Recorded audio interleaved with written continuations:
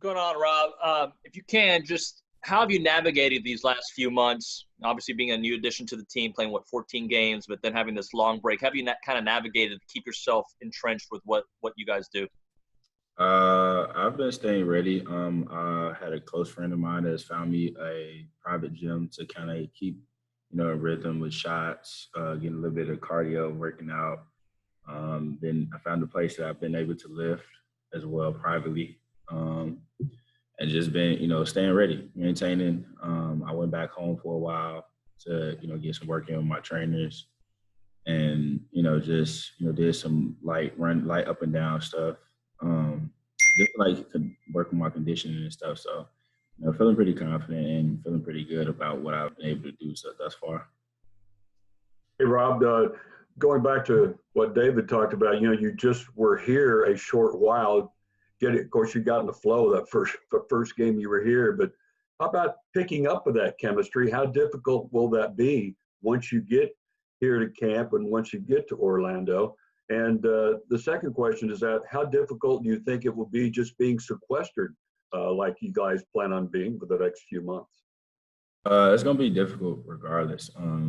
Like I said, you asking people to sit up here and sit for 3-4 months and then, in a short amount of time, build chemistry. It's going to take a little bit of time, but as we, navigate through this, we want to do our best to sit up here and do the best we can to, get that chemistry going early. That way, it won't be a longer duration of time before, teams start to find a rhythm because, the team that catches the rhythm first, kind of has an advantage overall. But, we just got to sit up here and keep maintaining and keep working as we, go into this bubble. It's going to be a test regardless. No matter what we go through, it's going to be a test. And, we just got to continue to move forward.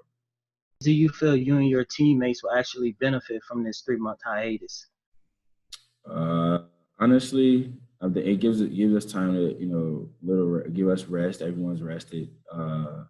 We're a veteran team. I just think that it'll be good for guys to sit up here and, fully get back to health and, just overall ramp it up and just get back into a groove. We've had a couple injuries throughout the year and since I've been here and, just, filling in and, everybody's excited to get back to playing. And that's the main thing that, we kind of focus on. So, it'll be good to have everyone back, full health. So, just now we can sit up here and, put everything into motion as a unit, as a whole. My question is about from this over these past 3 months when you've had time to reflect on your first stint here after the All-Star break. What do you feel like the team needs to continue to improve upon, especially defensively? Just got to be one of more comfortable within our rotations and stuff, and more adamant on our switches and little things like that. Being aggressive and not second guessing ourselves. That's the only thing that is really going to be thing that we got to really work on. Because like I said, being a team that we can switch everything, we just got to be more conscious of it all. Just being in that environment without fans help with communication on the floor because there isn't going to be a distraction of screaming 20,000 people in an arena. And we have talked about it amongst each other.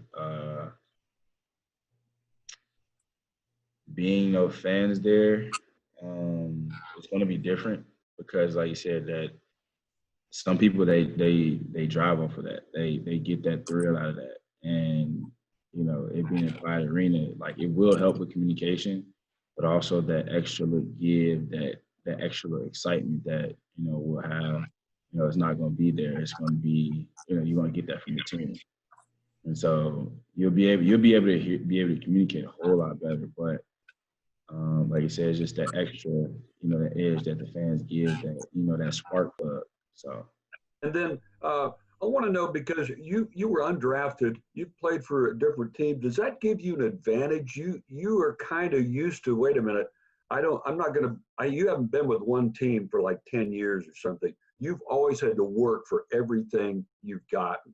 Does that give you a little bit of an edge with all this uncertainty this year? Absolutely. The way things have played, You know, like I've had that edge regardless because, like you said, you know, I feel like, you know, I wasn't given a fair shot, but, you know, everybody's route is not the same. So